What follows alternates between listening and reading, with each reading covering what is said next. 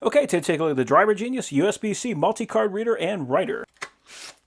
So the first thing I noticed right away is it has a nice braided cable on it, which is great. I always like seeing that. And that is USB-C to the computer.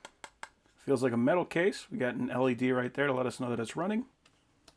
Looks like the LED lights up green. This is kind of nice. It actually has a positive click in there. So it goes in with the contacts facing up, and you can see it kind of springs in.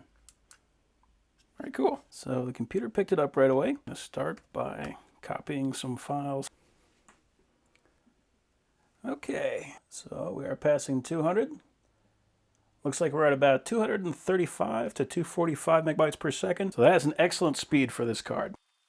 So now I'm going to try Crystal Disk Mark, and we'll do a speed test.